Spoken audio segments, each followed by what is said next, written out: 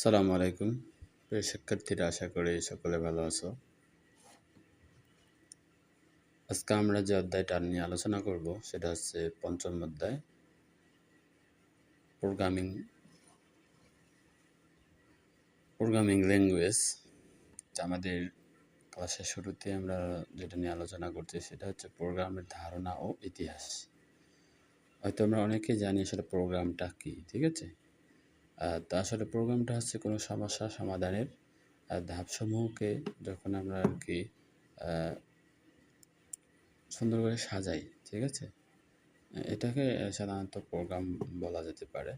তো আর আসলে এর ইতিহাস এবং বিবর্তন সম্পর্কে না জানলেই নয়। সেটা হচ্ছে আসলে প্রাচীন গণনা যখন থেকে শুরু হয় সেই অবস্থায় মানুষজন শুরুর দিকে হিসেবের জন্য নুড়ি পাথর, ঝিনুক ও ব্যবহার হতো। অ্যাবাকাস, পরবর্তীতে যে অ্যাবাকাস আসে, অ্যাবাকাস এটা 2500 অব্দে আবিষ্কৃত প্রথম গণনা যন্ত্র। আর এই অ্যাবাকাস এর উপর ধারণার উপর বেস করে এই কম্পিউটারের আবর্তন। তো আসলে চার্লস ব্যাবেজকে আমরা অনেকেই জানি 1822 সালে ডিফারেন্ট ইঞ্জিন এবং 1833 সালে অ্যানালিটিক্যাল ইঞ্জিন পরিকল্পনা করেন। এর দুইটা অংশ আছে, সেটা হচ্ছে মেইন প্রসেসিং অংশ, স্টোর তথ্য সংরক্ষণ অংশ। আমাদের বইয়ে দেখলে বুঝতে পারবা যে আসলে এই প্রোগ্রামের যে ইতিহাস, যে বিবর্তন, এটা সম্পর্কে আরও সুন্দর করে আলোচনা আছে। তোমরা অবশ্যই এটা একটু ভালো করে পড়ে নিবা।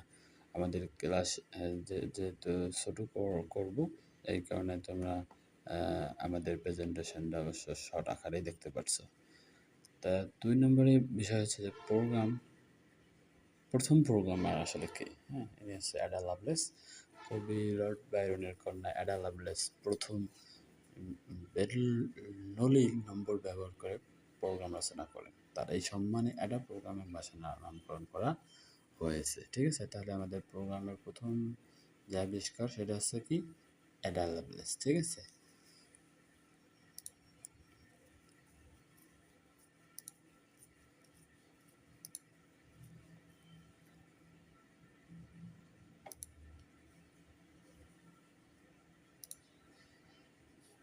এখন আসি আসলে একটি আদর্শ প্রোগ্রামের বৈশিষ্ট্য কী কী, ঠিক আছে? তাহলে প্রোগ্রাম আমরা কাকে বলবো? প্রোগ্রাম হচ্ছে কোনো সমস্যা সমাধানের সুপরিকল্পিত ধাপসমূহকে, ঠিক আছে? তা এটার 5টা অংশ আছে, সেটা হচ্ছে পরিচয় পর্ব অথবা হেডার, 2 নম্বর আছে বর্ণনা বা ডেসক্রিপশন, 3 নম্বর আছে ইনপুট, 4 নম্বর আছে প্রসেস, 5 নম্বর আছে আউটপুট, ঠিক আছে? একটি ভালো প্রোগ্রামের গুণাবলীর মধ্যে রয়েছে সহজবোধ্যতা, অ্যালগরিদম ও ফ্লোচার্ট স্পষ্ট হতে হবে, ডকুমেন্টেশন, প্রোগ্রামের শুরুতে উদ্দেশ্য, প্রোগ্রামারের নাম থাকা জরুরি, অর্থপূর্ণ নাম, চলক ও দুর্ভোগের নাম কাজের সাথে সামঞ্জস্যপূর্ণ হওয়া, দক্ষতা, কোড অপ্রয়োজন বড় না করা এবং জটিল রূপ এড়িয়ে চলা, সঠিক ভাষা, সমস্যার ধরন বুঝে সঠিক প্রোগ্রামিং ভাষা যেমন সি, পাইথন বা জাভা নির্বাচন করা। প্রোগ্রামিং ল্যাঙ্গুয়েজ অনেক আছে, তার মধ্যে তোমাদের কাজের সুবিধার্থে এবং প্র্যাকটিসের সুবিধার্থে তোমরা সি অথবা পাইথন ইউজ করতে পারো। তা আমাদের এই বই অবশ্য সি দিয়ে বিস্তারিত আলোচনা করা আছে। তাহলে প্রোগ্রাম কি, একটা আদর্শ প্রোগ্রামের বৈশিষ্ট্য কি এবং গুণাবলী কি, আমরা এইগুলা সম্পর্কে একটু ধারণা নিলাম। তা পরবর্তীতে আমরা যাচ্ছি, সেটা হচ্ছে প্রোগ্রামিং ভাষা ও স্তরসমূহ।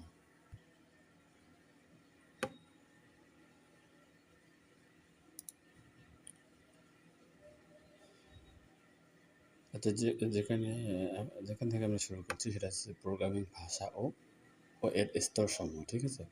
তো এই স্লাইডে ভাষার প্রাথমিক ধারণা এবং 5টি প্রজন্মের নাম থাকবে। সেগুলো হচ্ছে যে শিরোনাম, প্রোগ্রামিং ভাষা, মূল বিষয় হচ্ছে কম্পিউটার নিজস্ব ভাষা ও জিরো ও বাইনারি, নির্দেশ সাজানোর বিশেষ নিয়মই হলো প্রোগ্রামিং ভাষা, ঠিক আছে? তাহলে নির্দেশ সাজানোর বিশেষ নিয়মই হচ্ছে কি? প্রোগ্রামিং ল্যাঙ্গুয়েজ অথবা প্রোগ্রামিং ভাষা। 5টি প্রজন্মের মধ্যে 1 নম্বর হচ্ছে কি? মেশিন ভাষা, দ্বিতীয় হচ্ছে অ্যাসেম্বলি ভাষা, তৃতীয় প্রজন্ম হচ্ছে উচ্চতরের ভাষা, চতুর্থ প্রজন্ম হচ্ছে উচ্চতরের ভাষা, সেটা হচ্ছে ভেরি হাই লেভেল ল্যাঙ্গুয়েজ। এখন পঞ্চম নম্বর হচ্ছে পঞ্চম প্রজন্ম হচ্ছে কি স্বাভাবিক ভাষা। আমরা যে বলছিলাম যে প্রোগ্রামিং ভাষাটা কি, তারপরে এই প্রোগ্রামিং ভাষার বৈশিষ্ট্য, ঠিক আছে, তারপরে এর কিন্তু কিছু প্রজন্ম আছে, যেসব কত সালে অথবা কোন ভাষার প্রজন্মের পর কোন ভাষা আসছে। তার প্রথম প্রজন্ম হচ্ছে কি মেশিন ভাষা, দ্বিতীয় প্রজন্ম অ্যাসেম্বলি ভাষা, তৃতীয় প্রজন্মে আছে উচ্চতর ভাষা, সেটাকে আমরা হাই লেভেল ল্যাঙ্গুয়েজ বলি। চতুর্থ হচ্ছে অতি উচ্চতরের ভাষা, এবং পঞ্চম প্রজন্ম হচ্ছে কি স্বাভাবিক ভাষা, ন্যাচারাল ল্যাঙ্গুয়েজ। এ সম্পর্কে আমরা কিছু আইডিয়া নেব পরবর্তীতে। আমরা বেশিরভাগ কথাবার্তা বলবো আসলে হাই লেভেল ল্যাঙ্গুয়েজ নিয়ে। এরপর আমরা আসছি যে আসলে মেশিন ভাষাটা কি, ঠিক আছে। কম্পিউটারের নিজস্ব ভাষা আছে কি মেশিন ভাষা। এখন প্রজন্মের ভাষার সুবিধা অসুবিধা থাকবে এই স্লাইডে। মেশিন ভাষা এখন প্রজন্ম বৈশিষ্ট্য সরাসরি 0 এবং 1 ব্যবহার করে লেখা হয়। নির্দেশনের ধরন হচ্ছে গাণিতিক নিয়ন্ত্রণ, ইনপুট আউটপুট। সুবিধা হচ্ছে কম্পিউটার সরাসরি বোঝে, তাই দ্রুত কাজ করে, কোনো অনুবাদকের প্রয়োজন লাগে না। আর এটার অসুবিধা হচ্ছে মানুষের জন্য লেখা ও ভুল সংশোধন করা খুবই কঠিন। এটি মেশিন নির্ভর, এক কম্পিউটারের কোড অন্য কম্পিউটারে চলে না, ঠিক আছে। তো মেশিনের নিজস্ব ভাষা হচ্ছে কি 0 এবং 1 অথবা মেশিন ভাষা। এই মেশিন ভাষার কিছু সুবিধা আছে এবং অসুবিধা রয়েছে, ঠিক আছে। তবে কম্পিউটার মেশিন ভাষা ছাড়া অন্য কোনো ভাষা বুঝতে পারে না। এরপর আছে অ্যাসেম্বলি ভাষা। দ্বিতীয় প্রজন্মের ভাষার মূল বিষয়গুলো থাকবে এই স্লাইডে। অ্যাসেম্বলি ভাষা হচ্ছে দ্বিতীয় প্রজন্মের, এর বৈশিষ্ট্য হচ্ছে 0 এবং 1 এর বদলে ছোট ইংরেজি সংকেত বা নিমোনিক কোড ব্যবহার করা হয়। উদাহরণ হচ্ছে অ্যাড,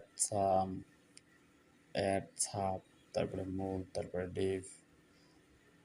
অ্যাসেম্বলার হচ্ছে এই ভাষায় মেশিন ভাষার রূপান্তরের জন্য অ্যাসেম্বলার ব্যবহৃত হয়, ঠিক আছে। মেশিন ভাষায় রূপান্তরের জন্য অ্যাসেম্বলার ব্যবহার করা হয়। এটার নির্দেশনার গঠন হচ্ছে লেভেল অফ কোড, অপারেন্ড এবং কমেন্ট, ঠিক আছে। এই অ্যাসেম্বলি ভাষার অংশ হচ্ছে কয়টা, এই লেভেল অফ কোড, অপারেন্ড এবং কমেন্ট।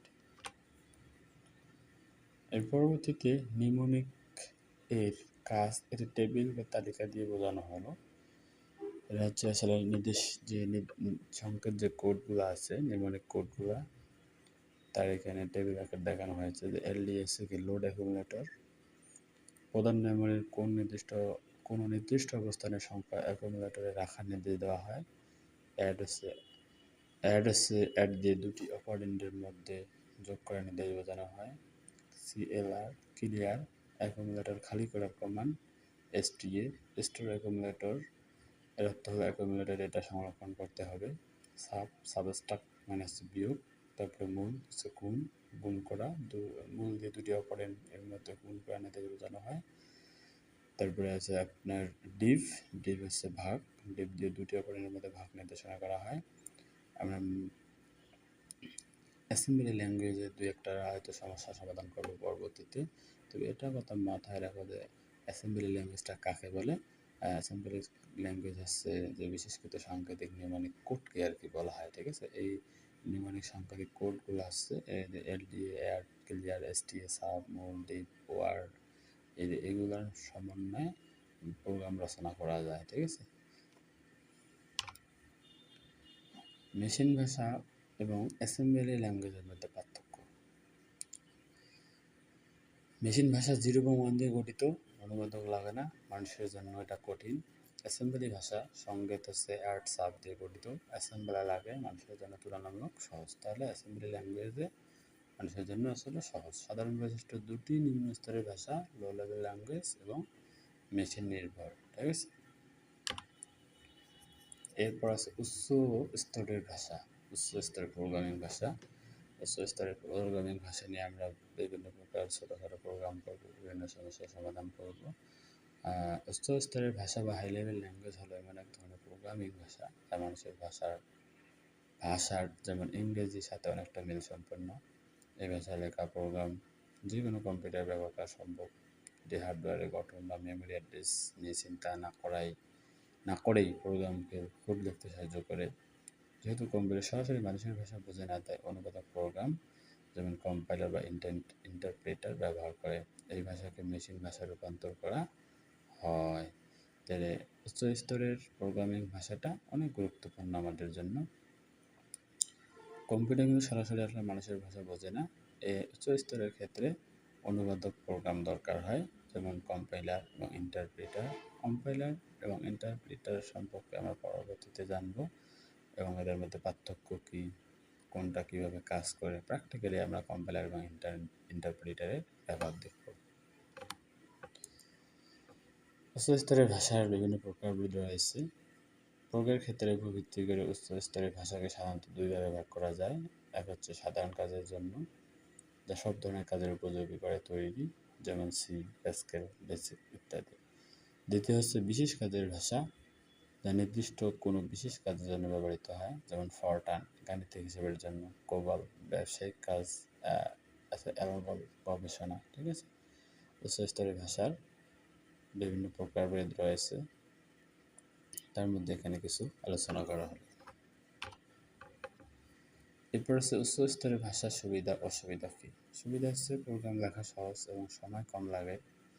অসুবিধা হচ্ছে কম্পিউটার সরাসরি এই ভাষা বুঝতে পারে না, ভুল হওয়ার সম্ভাবনা কম এবং ডিবাগিং ভুল সংশোধন সহজ, মেমোরি ব্যবহারের পরিমাণ তুলনামূলক বেশি, কম্পিউটার অভ্যন্তরীণকরণ সম্পর্কে জানার প্রয়োজন নেই।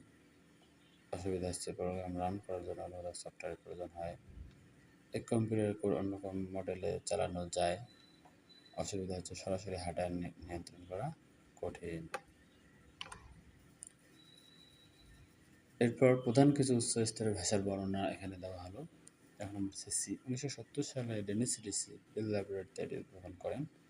একে সব ভাষার জননী বলা হয়। এই সিস্টেম প্রোগ্রামের জন্য অত্যন্ত জনপ্রিয়। প্রাথমিক অবস্থায় কিন্তু সি ভাষা শুরু হয়, এরপর আস্তে আস্তে বিভিন্ন প্রজন্ম ভেদে বিভিন্ন প্রোগ্রামিং ল্যাঙ্গুয়েজের আবির্ভাব হয়। ঠিক আছে। তারপর হচ্ছে সি++। 1983 সালে বিয়ন স্ট্রাউস এটি তৈরি করেন। এটি মূলত সি ভাষার একটি উন্নত সংস্করণ, যাতে অবজেক্ট ওরিয়েন্টেড ফিচার যোগ করা হয়েছে। এখানে দেখতে পাচ্ছি যে OOP, অবজেক্ট ওরিয়েন্টেড প্রোগ্রামিং। তৃতীয় নম্বর হচ্ছে ভিজুয়াল বেসিক।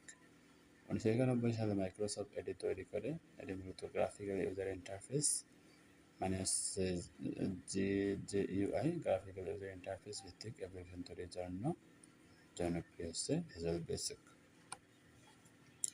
এরপরও আরও কিছু উচ্চতর স্তরের প্রোগ্রামিং ভাষা আছে, যেমন জাভা। 1995 সালে সান মাইক্রোসিস্টেম এটি তৈরি করে।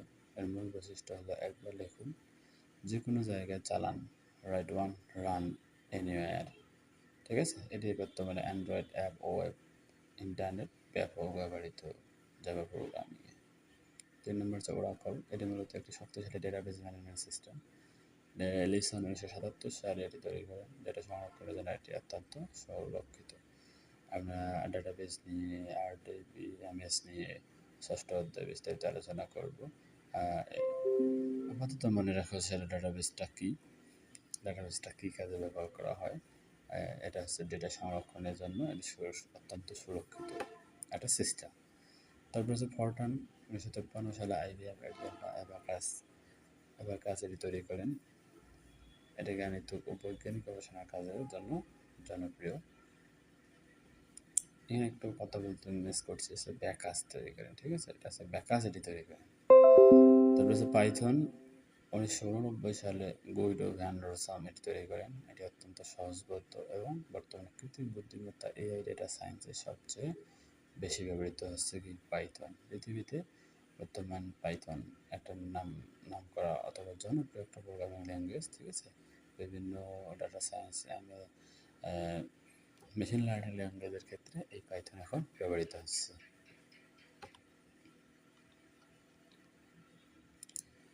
এখন আমরা উচ্চ স্তরের প্রোগ্রামিং ভাষার ব্যবহার সম্পর্কে জানব।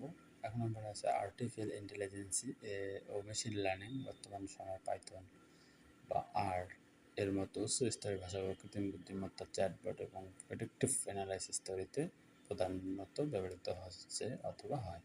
ঠিক ঠিক আছে। এখানে এখানে তো আর তোমার একটা আনকমন একটা নাম, আরও একটা প্রোগ্রামিং ল্যাঙ্গুয়েজ।